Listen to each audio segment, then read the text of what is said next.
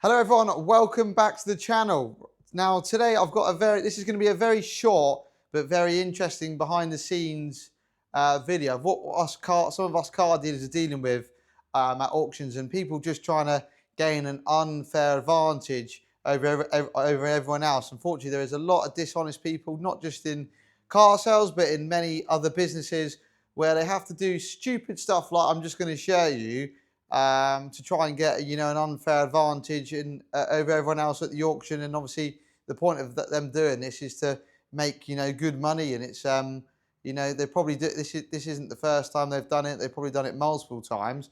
But I'm just going to show you round. I did have loads of footage to show you guys, but unfortunately I deleted it because I genuinely thought I was wrong and I've just bought a bad car. But let's get into it. Let me go outside and show you this Audi. So this is the car in question. It is a 2010 Audi A3 2-litre diesel black edition, and it's covered roughly 115,000 miles from new. Now you're probably thinking, Harley, why on earth have you bought a relatively old and relatively high mileage Audi? That's something you usually wouldn't stock. And there's no reason for it. This car, I was just literally browsing the auction as I do, waiting for other cars to go through, and it just generally caught my eye. And I was just appreciating the condition of this, this relatively old car. And I noticed on the car, as I'm walking around it aimlessly, it's got Michelin tyres on. The bodywork's in absolutely fantastic condition. And I'm just appreciating it to be a lovely car, not thinking I'm going to even bother looking at it to purchase. And as I'm looking around it, one of the workers catches me looking around it going, Harley, if you really want a nice stocking filler, I drove that car back from the Ford main dealer, because it's a part exchange at the Ford main dealer. It's absolutely wonderful to drive, and he reported no faults. It'd be a fantastic stocking filler if it was a bit of use. So I was like, oh, fantastic, mate. So then I'd look at the sheet of the car that's got all the information, realise it's only had one owner from new. It's got a full Audi main dealer service history, which is immaculate, like 12 or 13 services in total, a couple of Haldex changes and a camber. So I'm like, wow, this car has really been looked after. And I was like, right, I definitely need to pay attention to this, because this would be a fantastic cheap car that we could flip in a couple of days. So obviously, taking his word for it, I'm just looking around it, look inside, everything's all immaculate, which I'll show you. Good spec on the car, both sound, and the previous owners fitted a rear view camera to the mirror, which is really smart, and it's got these lovely S-line seats, blah, blah, blah. And obviously, I wanted to check it out myself, because I'm really fussy, especially from an auction. I will go through it like a fine tooth comb. Anyway, get the keys, start the car, and the glow plug and engine light's on. So I'm like, no, not for me, not interested. Not thinking to think anything else, but that's what you normally do. Got other cars to be seeing, got some cars to go bid on in the hall. I'll walk away from it, don't want to get involved in this car at all after that.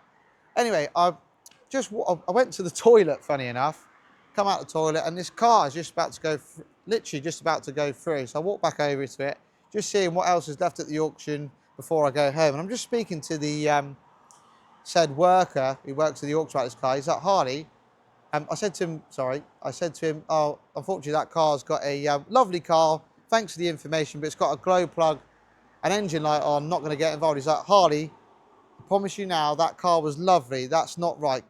Please, I don't know what I'm looking at, you go and have a look at it, cast your eye over it. There's got to be something, someone must have unplugged something or done something to the car while looking at it over the auction. Please go and have a look at it. So I'm like, right, okay. Detective hat's on now. I'm curious, just for a bit of fun as well, really. So anyway, I open the bonnet like I'm doing now. I've lifted the bonnet up and I'm looking at the engine bay and I'm scratching my head, right, like I know what I'm looking at. And yeah, nothing's out of ordinary. Everything looks all right. I'm looking through everything looks plugged in. I lift the engine cover up, just have a look under there, see if there's anything like leaky injectors, blah, blah, blah. Anyway, my natural instinct when there's a fault with the car, I start just touching stuff. So I just started touching these pipes here in the engine bay, seeing if anything was like a loose connection. And I was like, nope, can't see anything. Anyway, I'm just fiddling around. I'm chatting to someone, one of the traders, having a gossip as we do. And I'm just fiddling around with this plug here, no, nothing. And I just fiddle around with this plug here, nothing. And as I'm chatting away to him, I touch this orange plug, and then boom, I just felt it clip in. But where I was busy chatting to one of my pals in the industry, gossiping as we do, I was adamant that it clicked in, but then I wasn't sure. So I was fuming with myself about that. But then I went into the car, back into the car, and realised the glow plug light stopped flashing and went off. So me and him having a conversation between each other, we're like, mate, I reckon someone's tampered with this car. He's like, no, surely not. I'm like, mate, I'm adamant that someone's tampered this car. And we're speaking with, the worker at the auction. He's like, Harley, if that's what you felt, it must have been, because that car drove mint from the auction. And there's this other chap that starts looking over the car. He's come from God knows where to buy the car. And he was like, oh, mate, if you fixed the glow plug light or something, I was like, oh, yeah, I've just pressed the plug on. I think someone's tampered with the car. So he's now interested in the car. I think, bloody, I'm shooting myself out here. But, you've got to give everyone a fair shout at this car. So I let everyone know that I possibly think this car's been tampered with. But obviously, I said I couldn't guarantee it. And there's still a risk to that because the engine light's still on. But like we all agreed on, if someone's unplugged something in the engine bay, this switch, which we don't know at the time what it done without doing a bit of research, it obviously would store the engine light code on. Anyway, so long story short, I feel like I'm gonna take a chance in this car. Scared money doesn't make money. I fancy a car we can flip in a couple of days and hopefully make a bit of money out of. If the engine light's obviously on, it is going to put some people off online, not to bid on it. So I thought, okay, we have got an advantage there, but I've also let everyone know in the hall, because in the hall that obviously possibly someone's unplugged that plug. And obviously I think the worker, let everyone know as well. So we're bidding on the car. Obviously this is still a risk. The car goes for strong money anyway, but someone was clearly unhappy in the hall that they didn't buy it. It ended up just being me and one other bidder in the end. He was hid at the back of the hall. Not, pointing accusations out there, but I'm 99% sure it was him that's been playing around with this car. That was my gut instinct. Not that I guaranteed that. I like to sometimes think people wouldn't do that. Because, at a local auction, we all kind of know each other, all us dealers. So getting an unfair advantage over us dealers is, we're all kind of, I would like to say, mates, it's kind of a bit, it's just not right, is it?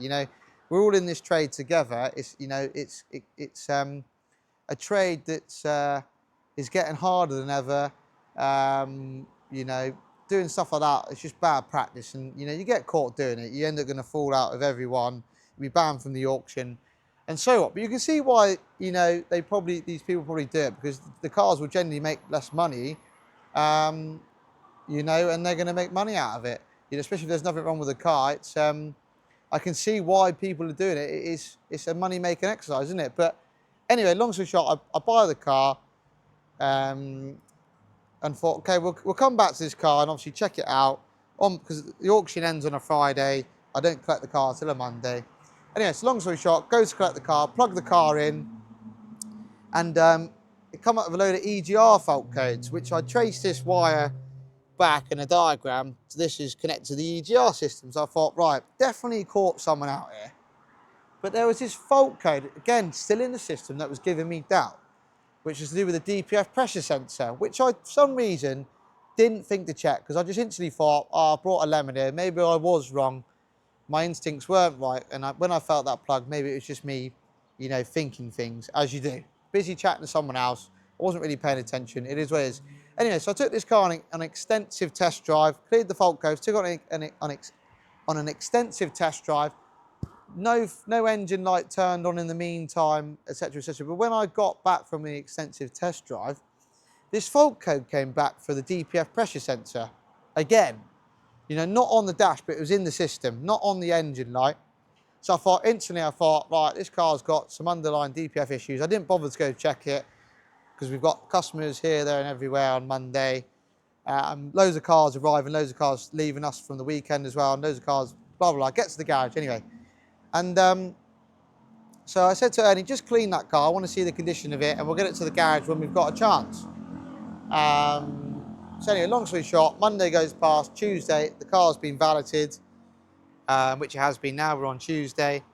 And the engine light comes back on as I'm moving it.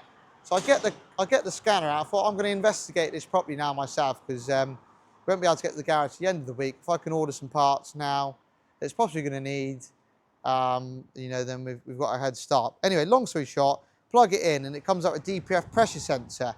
And I'm, you know, going through all the system and codes. I was like, I can't fault this DPF pressure sensor. Let me go back in the engine bay. And I kid you not, I'm looking back at the engine bay and I'm like, is someone unplugged this or something? It looks all good.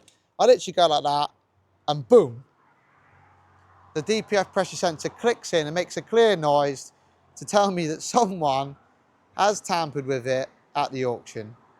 So there you go. My instinct was right. Someone had tampered with this car, sadly, at the auction to try and get an unfair advantage over everyone else, obviously to make money out of. Anyway, I thought I did make that a bit long, but I thought some people would be interested in me telling that story. But in other news, I just sold the CLA 45. Boom! So that's another one done this week. We've been super busy, absolutely fantastic. Just need to buy now and place some of these beautiful cars we've sold. Stay tuned, because the next video, I'm going to be walking you around the new forecourt that's coming soon. Needs a lot of work, so that's going to be very interesting. So stay tuned for that. Like and subscribe. I hope everyone has a great week, and we'll see you on the next one.